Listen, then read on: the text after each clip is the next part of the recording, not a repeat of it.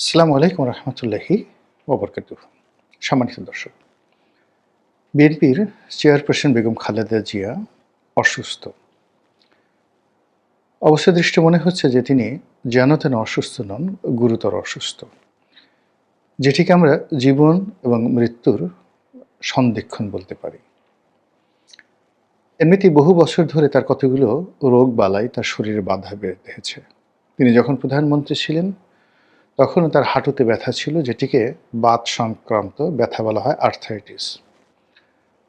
এই ব্যথার সঙ্গে সঙ্গে আরও অনেক বার্ধক্যজনিত যে রোগবালাই, তার সঙ্গে জেলজনিত কারণ, তিনি দীর্ঘদিন জেলে ছিলেন, রাজনৈতিক বিপর্যয় এবং সন্তান সন্ততি পরিবার পরিজন থেকে দূরে থাকা এবং পরিবারের একান্ত আপনজন রক্ত সম্পর্কীয় যারা লোকজন ছিলেন, তার মা, তার ভাই, একে একে সবাই যখন দুনিয়া থেকে বিদায় নিয়েছেন তার চোখের সামনে, এটি অন্য যে কোনো মানবের মতো বা মানবীর মতো তাকেও আহত করেছে। তো এই যে গত 14টি মাসে তার মধ্যে আমরা ব্যাপক কিছু পরিবর্তন দেখতে পেরেছিলাম, যে তিনি দেখতে আগের তুলনায়, যে জেল থেকে বের হওয়ার পর তার যে অবস্থা ছিল সে তুলনায় খানিকটা উজ্জ্বল ছিলেন, খানিকটা যাকে বলা হয় উদ্বেলিত ছিলেন, উদ্ভাসিত ছিলেন। কিন্তু এটা কোনো অবস্থাতেই তার যে উঠে দাঁড়ানো, আবার রাজনীতিতে ফেরা কিংবা রাজনৈতিক কর্মকাণ্ড পরিচালনা করার কোনো যাকে বলা ইঙ্গিত তার শরীরের মধ্যে ছিল না। কিন্তু তার যারা ভক্ত এবং তার দলের যারা প্রবীণ নেতৃবৃন্দ, তারা মনে প্রাণে চাচ্ছিলেন যে বেগম জিয়ার হাতি নেতৃত্বটা আবার ফিরে আসুক। এর কারণ হলো যে তার এই বাংলায় যেভাবে একটি পোর্ট্রেট ফুটে উঠেছে, আপসীনতা, গণতন্ত্র, তারপর রাষ্ট্র পরিচালনা, সব ক্ষেত্রেই তার একটি পোর্ট্রেট তৈরি হয়ে গেছে, যে পোর্ট্রেটের সঙ্গে সমপর্যায়ের অন্য কোনো রাজনীতির পোর্টফোলিও ব্যক্তিত্ব বাংলাদেশে নেই। এটাই সত্য। তিনি তার দলের নেতাকর্মীদের মধ্যে অসম্ভব জনপ্রিয়, অসম্ভব শ্রদ্ধার পাত্রী তিনি, নির্ভদ্রতার পাত্রী তিনি, এবং তার দলের বেশিরভাগ লোক মনে করেন তিনি যা বলেন সেই কথার উপরে মোটামুটি নিশ্চিত থাকা যায়, নির্ভর করা যায়। কিছু কিছু ক্ষেত্রে ব্যতিক্রম কিছু হয়েছে, তো সেটা একান্তই রাজনৈতিক কারণে, এবং যারা বঞ্চিত হয়েছেন, যেমন আন্দালিব রহমান পার্থর বাবা নাজির রহমান মঞ্জুকে মন্ত্রী বানানোর কথা ছিল, যেটা উনি পারেননি। কেন পারেননি? এটার পলিটিক্যাল কারণ যদি না থাকতো, আন্দালিব রহমান পার্থ হয়তো এখনো বিএনপির সঙ্গে থাকতেন না। আবার ডক্টর বি চৌধুরীর সঙ্গে তার একটা সম্পর্ক ছিল, অসাধারণ একটা সম্পর্ক ছিল, কিন্তু কী কারণে সেই সম্পর্কটি ভেঙে যায় এবং সেই সম্পর্কটি আর কখনো জোড়া লাগেনি এবং আগামীতেও লাগবে না, এটারও পারিবারিক, রাজনৈতিক, অর্থনৈতিক যে কারণগুলো রয়েছেন, এই জিনিসগুলো সবাই কম বেশি জানেন। তো সব কিছু ভালো মন্দ সব কিছু মিলিয়ে তার দলের সর্বস্তরে যারা নেতাকর্মী রয়েছেন সবাই তাকে মনে প্রাণে শ্রদ্ধা করেন, ভালোবাসেন, এবং তাকে নিয়ে দলের মধ্যে কোনো নেতিবাচক কথা নেই। তার ব্যক্তিগত সততা, অর্থনৈতিক সততা বিশেষ করে, এটি প্রমাণিত। তিনি অর্থনৈতিক কেলেঙ্কারির সাথে জড়িত, সম্পদ লোভী, এটা ইবলিসও বলতে পারবে না। তো সেই রাজনৈতিক নেত্রী তার জীবন সায়াহ্নে এখন হাসপাতালে আছেন।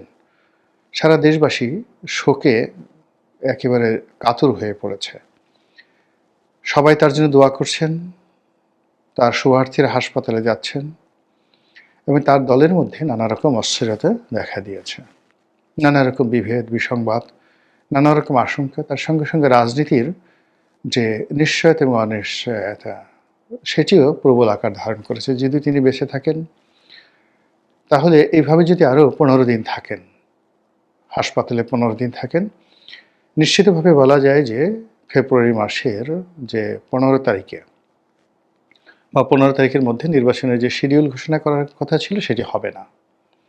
আবার আল্লাহ না করুক তিনি যদি পৃথিবী থেকে বিদায় নেন, তাহলে নির্বাচন পিছিয়ে যাবে, এতে কোনো সন্দেহ নেই, কোনো সন্দেহ নেই। এবং বিএনপির মধ্যে নিদারুণ অনিশ্চয়তা, অস্থিরতা, মারামারি, ক্রন্দল, পারস্পরিক বিষোদ্গার, এমনকি বিএনপি যদি ভেঙে খণ্ড বিখণ্ড হয়ে যায় তাও আশ্চর্য হওয়ার কিছু থাকবে না।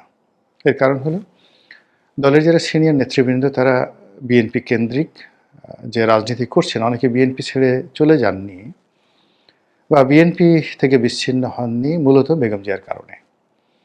আবার দলের যারা তরুণ তুর্কি রয়েছেন, যারা তারেক রহমান সাহেবের খুব ঘনিষ্ঠজন, তারা সিনিয়রদের এ সমস্ত কর্মকাণ্ড, কথাবার্তা সেই হাওয়া ভবনের জামানা থেকেই সহ্য করতে পারছিলেন না। তো বেগম জিয়ার অনুপস্থিতিতে এই বিরোধটি মারাত্মক আকার ধারণ করবে। ২ নম্বর হলো যে তারেক জিয়া যদি বাংলাদেশে থাকতেন তাহলে তিনি পুরো পরিস্থিতি নিয়ন্ত্রণ করার জন্য সর্বোচ্চ চেষ্টা করতে পারতেন, যেটি এখন তিনি একেবারেই পারবেন না। বাস্তবতা হলো নারায়ণগঞ্জে জাকির খান কী করছেন, বা সেই গাজীপুরে অমুকে কী করছেন, সিদ্ধিরগঞ্জে তমুকে কী করছেন, এই বিষয়গুলো তারেক রহমান সাহেব জানেন। তিনি জানেন ধানমন্ডিতে কী হচ্ছে, তিনি জানেন তেজগাঁতে তার দলের নেতাকর্মীরা আসলে কী কাজ করছে, তিনি জানেন যে মোহাম্মদপুরে কী দুর্বৃত্তায়ন হচ্ছে। এর বাইরে সাভার, তারপরে মানিকগঞ্জ, ডেমরা, সায়েদাবাদ, তারপর পুরনো ঢাকার যে সকল বংশাল, ইসলামপুর, সদরঘাট, কেরানীগঞ্জ, সব এলাকাতে যে তছনছ হচ্ছে, সেই তছনছের তাণ্ডব জনাব তারেক রহমান সাহেব কিন্তু জানেন, যেভাবে শেখ হাসিনা জানতেন, কিন্তু আনডান। আমরা বাইরে থেকে অনেক কিছু মনে করি, কিন্তু যিনি রাজনীতির চেয়ারে বসে থাকেন তিনি বুঝতে পারেন যে দুনিয়া কত কঠিন। তো সেই দিক থেকে এই যে বেগম খালেদা জিয়ার যে জীবদ্দশা, এটি জনাব তারেক রহমান সাহেবের জন্য একটা বিরাট আশ্রয় হিসেবে কাজ করছে, মাথার উপর ছাতা হিসেবে, টেন্ট হিসেবে কাজ করছে, তাঁবু হিসেবে কাজ করছে, আর পুরো বায়ুমণ্ডলে সাহারা আশ্রয় হিসেবে তার জন্য কাজ করছে। কিন্তু তার অনুপস্থিতি মোটামুটি 90 ডেজ যে একটা অবস্থা হবে, সেই 90 ডেজে বিএনপির অবস্থা তছনছ হয়ে যাবে। এবং এখন যে জিনিসগুলো আমরা দেখতে পাচ্ছি, আওয়ামী লীগের সঙ্গে বিএনপির কার্যত কোনো দ্বন্দ্ব সংঘাত আমরা দেখতে পাচ্ছি না। আপাত দৃষ্টিতে মনে হচ্ছে যে বিএনপির সঙ্গে জামাতের বা বিএনপির সঙ্গে এনসিপির না, আওয়ামী লীগের সঙ্গে জামাতের, আওয়ামী লীগের সঙ্গে এনসিপির, আওয়ামী লীগের সঙ্গে ডক্টর মোহাম্মদ ইউনূসের যাকে বলা হয় সম্পর্ক খারাপ। অবশ্যই সম্পর্ক খারাপ, এটা কেবলমাত্র ব্যক্তি শেখ হাসিনা এবং শেখ পরিবার, তারা এটা মনে করেন। কিন্তু দেশের প্রত্যন্ত অঞ্চলের যে আওয়ামী লীগের লক্ষ লক্ষ নয় কোটি কোটি নেতাকর্মী, তারা শ্রেণী শত্রু হিসেবে মনে করছে বিএনপি নেতাকর্মীদেরকে। প্রশাসনে যে সকল পুলিশ কর্তা ক্ষতিগ্রস্ত হয়েছেন এই 14 মাসে, তাদের 1 নম্বর জাত শত্রু বিএনপিপন্থী কর্মকর্তারা। সচিবালয়ে একই অবস্থা। জামাত কিছু পোস্ট নিয়েছে, কিন্তু most of the post and portfolio occupied by the BNP.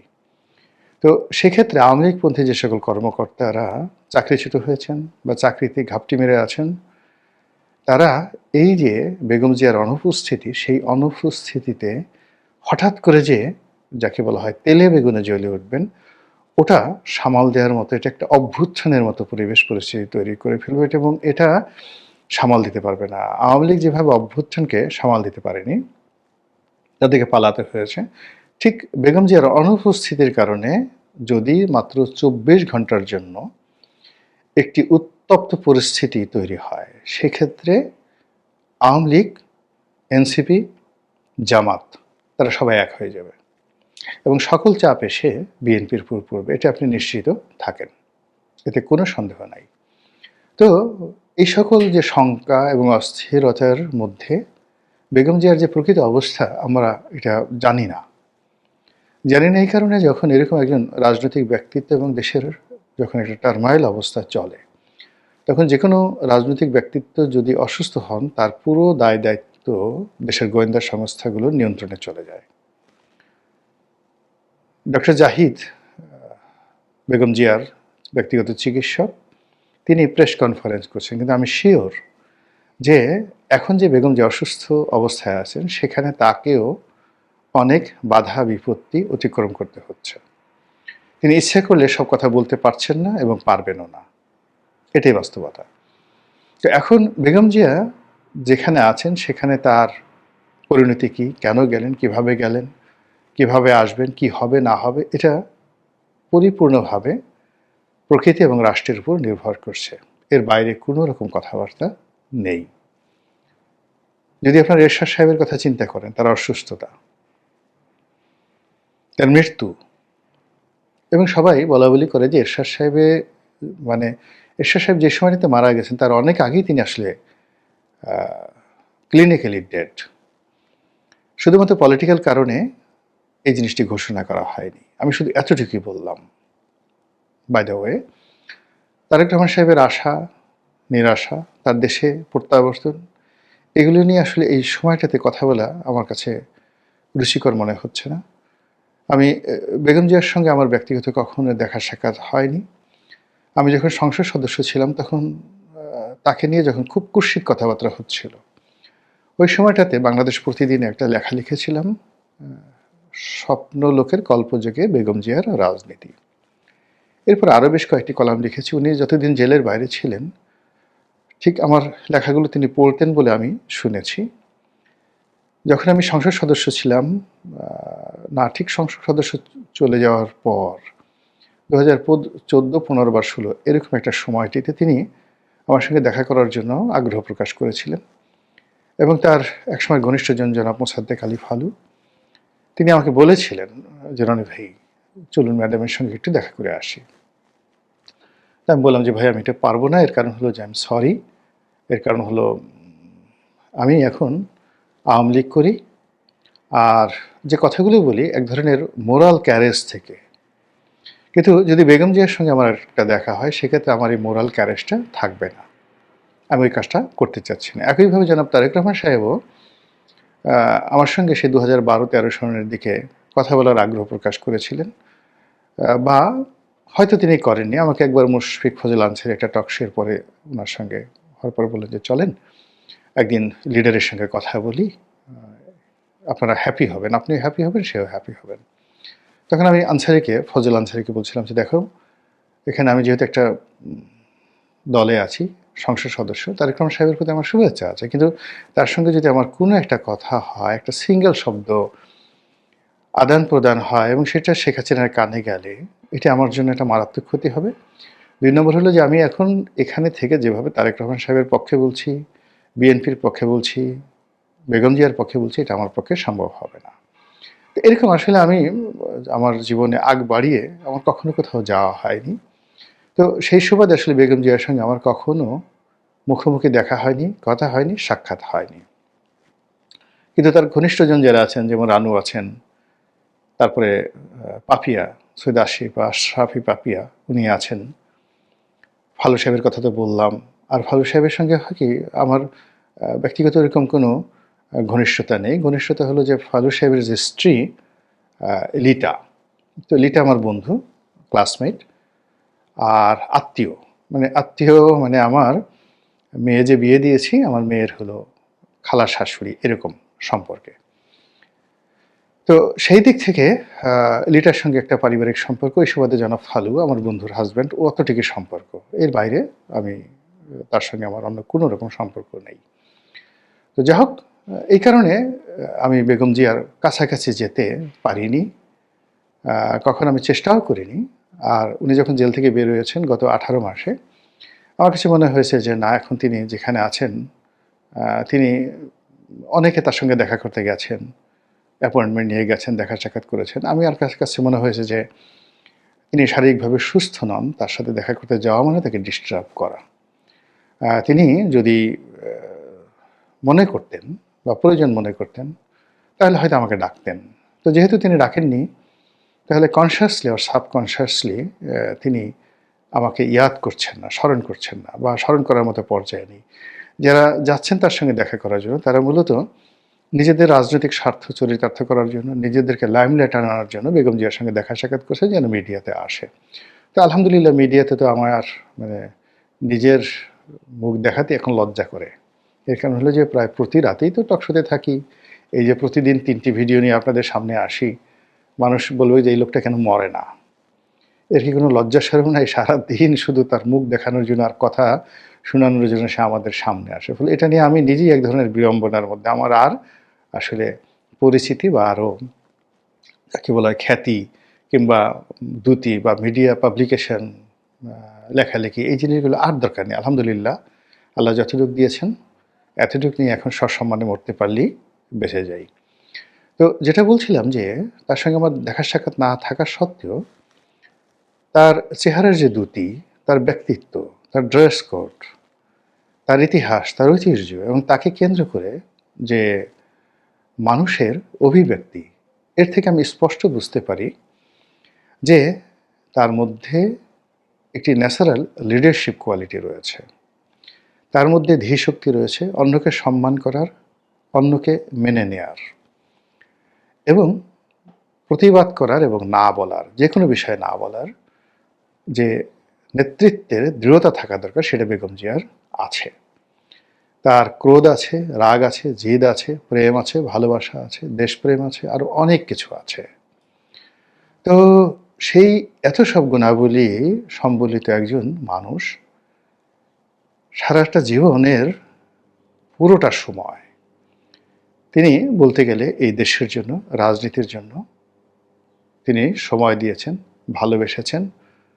আজ জীবনের এই সন্ধিক্ষণে তিনি যে অবস্থায় পড়েছেন, প্রথমত তার আত্মার জন্য মাগফিরাত কামনা করছি, আল্লাহ তাকে সুস্থ রাখুন, সবল রাখুন এবং তাকে গুণামুক্ত রাখুন। দুনিয়া এবং আখেরাতে তাকে উত্তম প্রতিদান দান করুন এবং তাকে জান্নাতের সর্বোচ্চ মাকাম দান করুন, এই দোয়া করছি। আর তার সঙ্গে সঙ্গে যে আশঙ্কা আমি ব্যক্ত করলাম যে তার অনুপস্থিতিতে বিএনপির মধ্যে, বিএনপির ভেতরে, বিএনপির বাইরে, বিএনপির উপরে নিচে এবং দেশের রাজনৈতিক অঙ্গনে যা কিছু হতে পারে, এটা আমি আশঙ্কা করলাম, কিন্তু আমি প্রার্থনা করছি, কায়মনো বাক্যে প্রার্থনা করছি এরকম কোনো কিছু যেন না ঘটে। তাই ঘটুক যা আমাদের জন্য কল্যাণকর, তাই ঘটুক যা আমরা ধারণ করতে পারবো। এ দেশ এবং জাতি, এ দুর্ভাগা জাতি, বহু বছর ধরে আমরা কষ্টে আছি। আল্লাহ আমাদেরকে একজন উত্তম নেতৃত্ব সম্পন্ন, নেতৃত্বের গুণাবলী সম্পন্ন রাজনৈতিক ব্যক্তিত্ব দান করুন, যার সততা, ন্যায়পরায়ণতা হযরত উমর ইবনুল খাত্তাবের সঙ্গে তুলনা করা যায়, উমর ইবনুল আব্দুল আজিজের সঙ্গে তুলনা করা যায়।